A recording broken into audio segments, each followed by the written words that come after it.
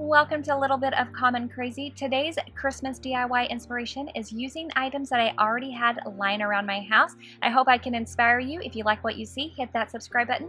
Now let's get to it. For this first project, I'm creating a Santa plane using this airplane that I used to decorate my boys' room when they were little. Now that they're bigger, they don't need it any longer, and I wanted to do something that was fun with it. So taking a little bit of Waverly's chalk paint and fern and ink, I'm going to mix the two colors together so that I can cover up the letters and the numbers.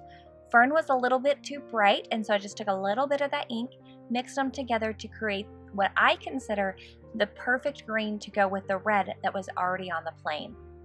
To cover up those numbers and letters, I painted that top part of that biplane, but I knew little eyes would probably see underneath as well, so I didn't take any shortcuts. I painted that as well. While I was painting it, I noticed that some of the red were on the little bars that separated the biplanes and the other bars going around the plane, so I decided to go ahead and give those a quick coat of paint, the green paint. Plus, I thought it really helped to bring that green all the way around the plane. I painted the very front of the propellers where the yellow was, and I really loved how that gave that another little pop. I really loved having the red and the green together, very traditional looking. Now, where the number 10s were, I did not want to paint those green. I really wanted to leave the rest of the plane red. So I went in and I used my Cricut Joy this time and some write-on vinyl. I chose to use the write-on vinyl because the letters were so small that I knew that they would get just trashed if I tried to cut them out.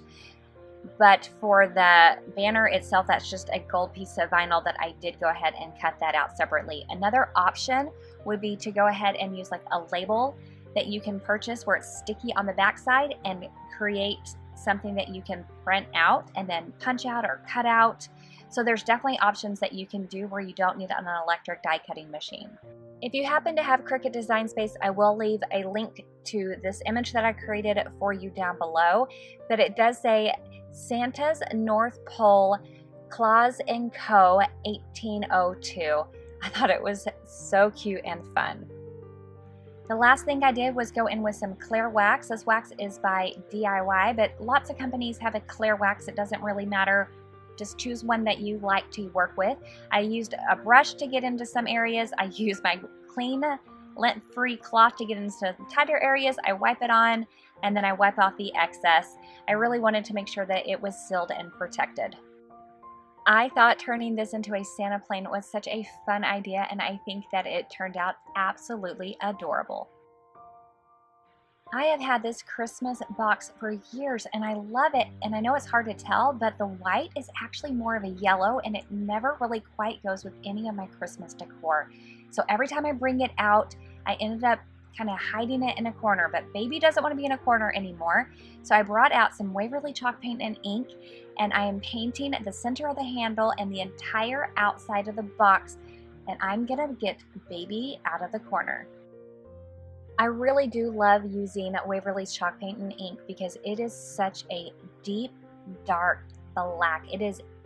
There are some blacks that are just more blue or more gray. This one is definitely a really true, beautiful black, and a lot of times one coat will be enough, but just to make sure I was covering everything, I did go in with a second coat.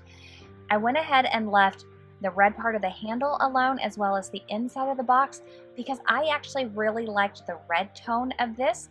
I thought it was really pretty, and that's what I think is fun sometimes about projects is you don't have to change everything. You can just change the parts of it that you don't like. Because we do use this caddy for hot chocolate, I went into Cricut Design Space and created Get Your Hot Chocolate here. I actually got the Get Your Hot Chocolate from another image that Cricut had in Design Space and just kind of changed the size a little bit and deleted something that they had in it and then put the little mugs in it because I thought that was super adorable and added that. So I just kind of tweaked it a little bit to make it a little bit more personable. So the last thing I did was use some clear wax to seal and protect it. So I just rubbed it on with a brush and then wiped it off with a clean lint-free rag. I just worked in sections until I had covered the entire thing in wax. I knew that this would be handled a lot and I really did want to make sure that it was well protected. I am so glad that I took the time to paint this, and now baby gets out of the corner and will have a special spot all on her own.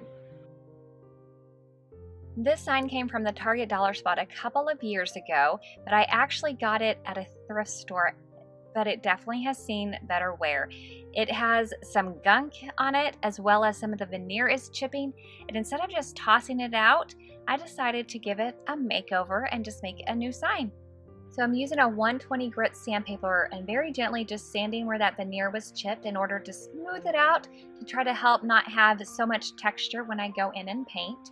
After that, I just smoothed where that gunk was to make sure that I didn't have texture there, and then I removed the little felt heart as well. To start off with, I'm using Waverly chalk paint in white and hazelnut. I didn't want a really bright white, so I took some white and just mixed in a little bit of that hazelnut to get more of a bone color. You'll see that it really matches the current background color that the sign already is. I really love the color combination that I got here. I thought it was really pretty, and I'm sure that I was inspired by the original color on the board. I love playing with paint. I love that you can create different colors and that you're not just stuck with what you originally have. I always think it's fun.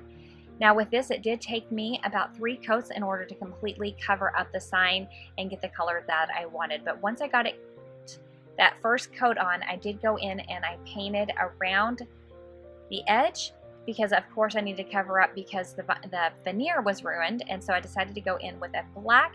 I felt like that was a really good option, and that only did take 1 coat because I've told you that Waverly chalk paint and ink is such a dark black. It really doesn't take much normally to cover anything up with that.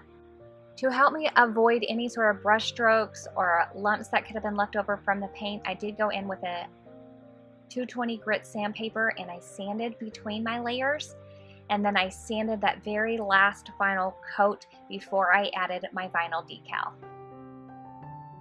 So here I have Jingle all the way with the cute little elf feet. Not only will I have this in Design Space, I will also have a free printable link down below for you as well. I just think that this is such a fun and cute little sign idea. Once I got it on the board, I wanted to make sure that it was sealed and protected, so I went in with some clear wax. I wiped it on, or I brushed it on and then wiped it off, and that took care of that. But I felt like the sign still needed just a little bit of a pop. So from Dollar Tree, I got this little bell garland, and I just took a couple of the red ones and I hot glued them right onto the tops of the little elf shoes, and I thought they were the perfect finishing touch. I love that I didn't have to waste this sign and that I could create an adorable Christmas sign. Make sure you check out these videos for more Christmas inspiration. Thank you for stopping by today, and I'll see you in the next one. Bye!